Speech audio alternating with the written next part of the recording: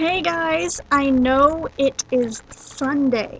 That's right, it's Sunday today. And I did not post my Review a Thing Thursday review, nor did I post my Sing a Song Saturday cover. I missed 2 big days for my YouTube channel because, and I'll tell you why. Thursday, just a little while before I was going to start making my video, I was planning it out, figuring out what I was going to say and all this other stuff.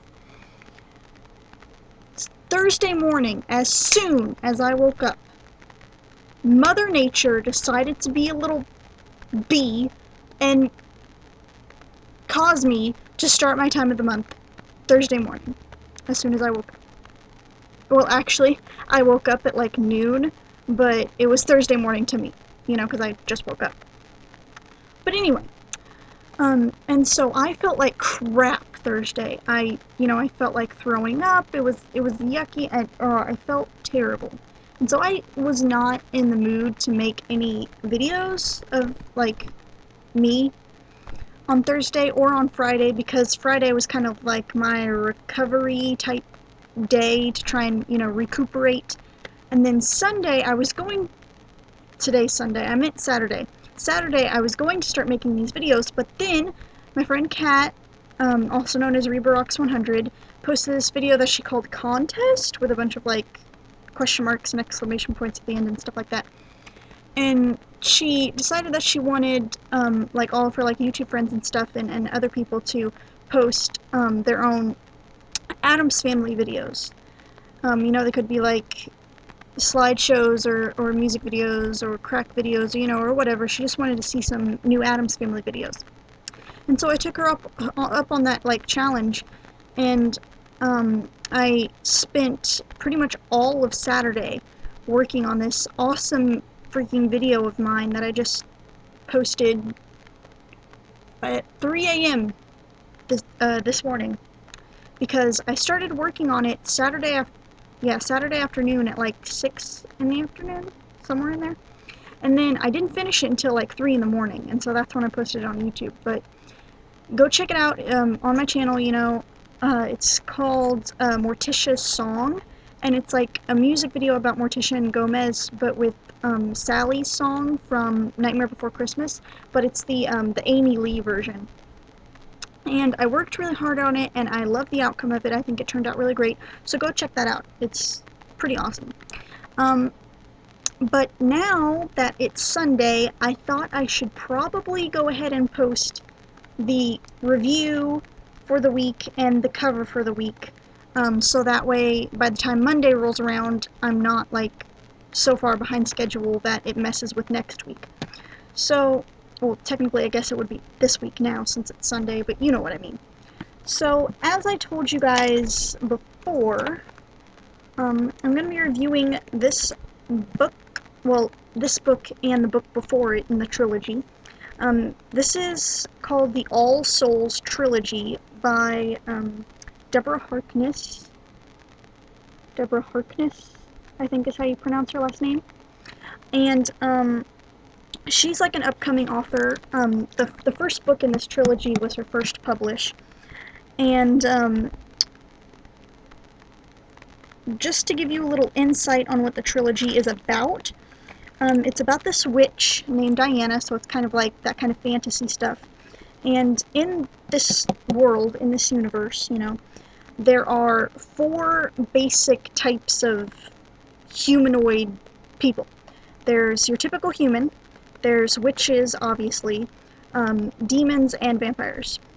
Now, Diana, who's the main character, who's a witch, she doesn't really want to be a witch. She doesn't really have any desire to be a witch. She just wants to be normal, because her parents were incredibly powerful witches, and they unfortunately were killed. They passed away.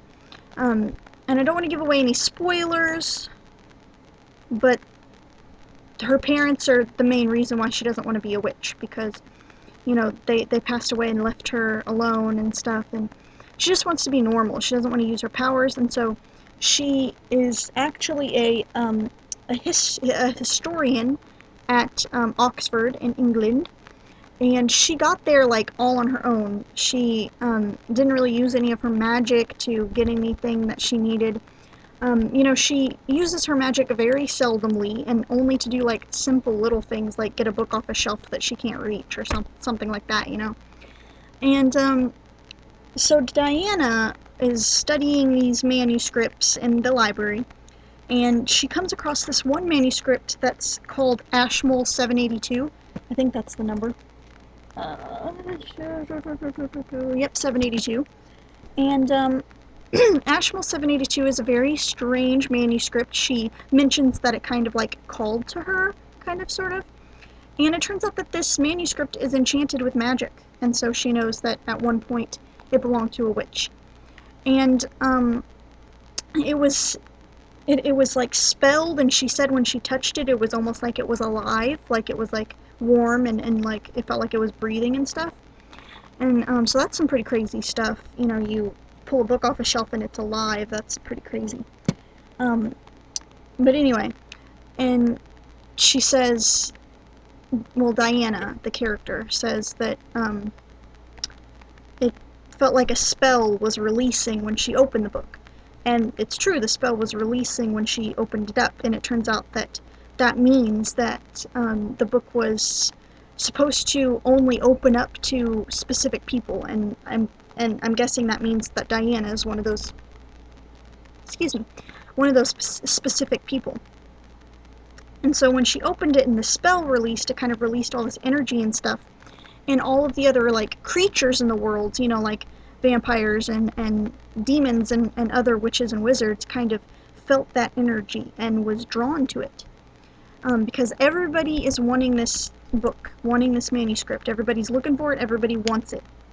And for different reasons. The witches and wizards want it because they think it holds this like all-powerful force that can, you know, help them do anything they want, pretty much. The vampires want it because they think it holds the secrets to their creation, like why are they, and other creatures, put on this earth? Why were they created? How were they created? You know, what's their purpose in life, and that sort of stuff. And then the demons want it kind of for the same reason that the vampires. They just want to know who they are, pretty much. Because demons are known for being very mentally unstable, and they almost kind of act like children sometimes, and they're just very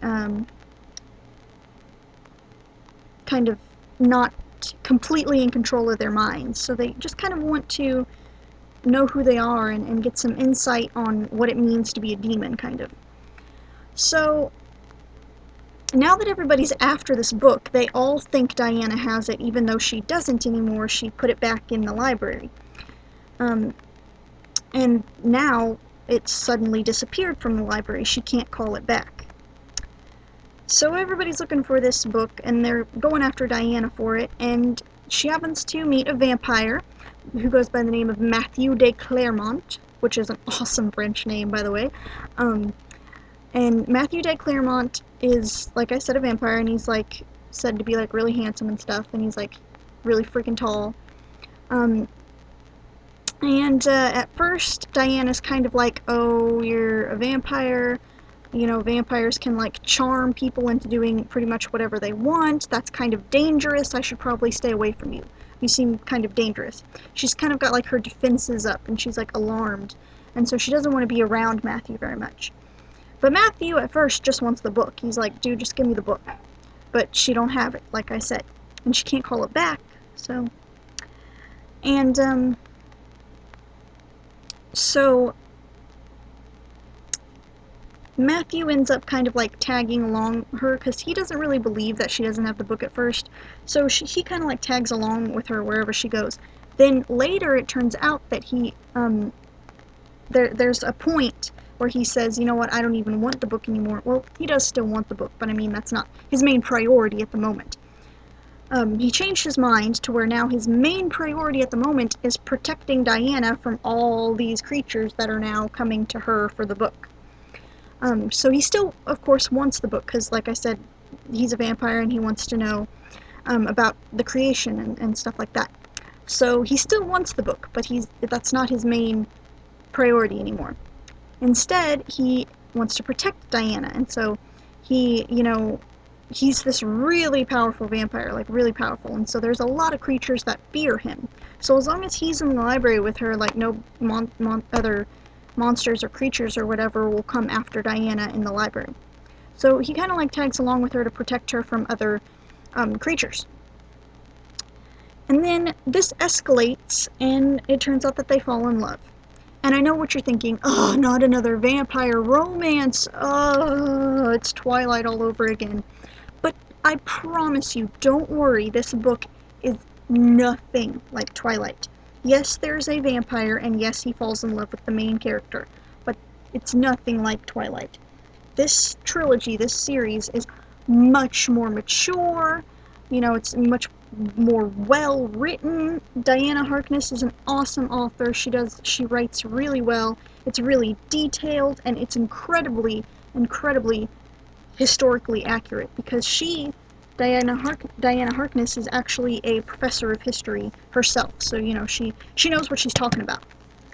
And and it's really cool how accurate it is and everything. I don't want to give away too many spoilers, but right here in the second book, it involves a little bit of time traveling. So that's why it was important that she be historically accurate, because they do some time traveling in the second book. But I don't want to give away too much, so I won't say too much about the book. But that was just me giving you a little insight about it. That way you kind of know what I'm talking about when I give my review of it. Like I said, my review of this book is that it's awesome. It's incredibly accurate. It's got a great suspenseful storyline. It kept me at the edge of my seat the whole time I was reading both the first and the second book. The third book is being written currently. It's still not out yet, and I can't wait for it to be out, because it is going to be awesome. Because in the second book, there's a lot of build-up,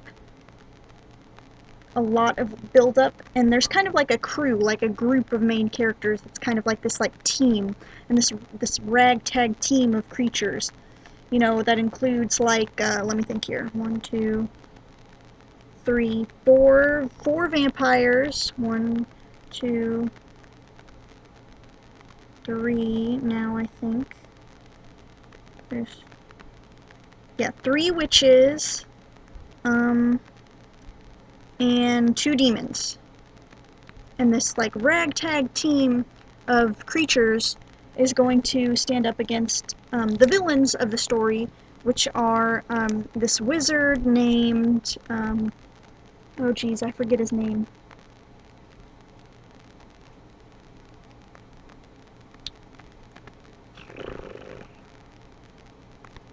I think it's oh, I forget his name. Whoa!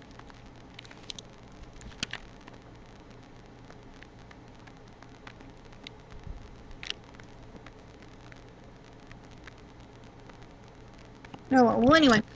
A wizard that is really freaking powerful wizard, man. The Congression, which is kind of the I guess you could kind of say the FBI of the creatures. I don't really know how you want me to explain it, but they're kind of the big people in charge. And this coven of witches and wizards and a lot of vampires are on the bad guy side.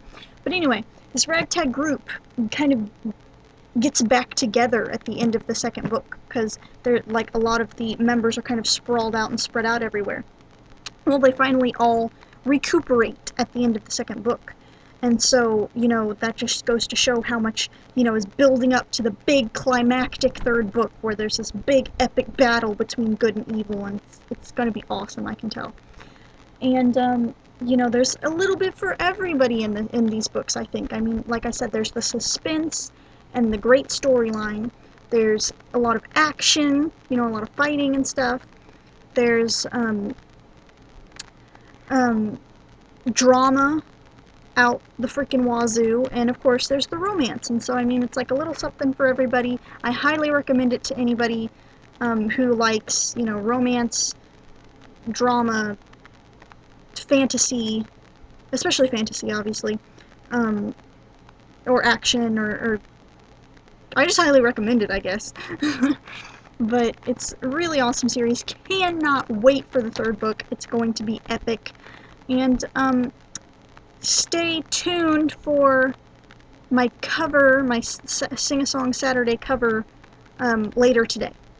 So I hope you enjoyed this review. I give the All Souls trilogy a whopping 5 stars out of 5 because it's just that good. It's just that awesome. So go read it. Seriously, it's epic. And I hope you enjoyed. See you guys in just a few minutes, actually. I'm going to record my cover of When She Loved Me from Toy Story 2. And yeah, that's pretty much it. So comment, rate, subscribe, like, fave, all that other junk. And if you don't, may you be possessed by an alien from Alien vs. Predator. See you guys later. Haha.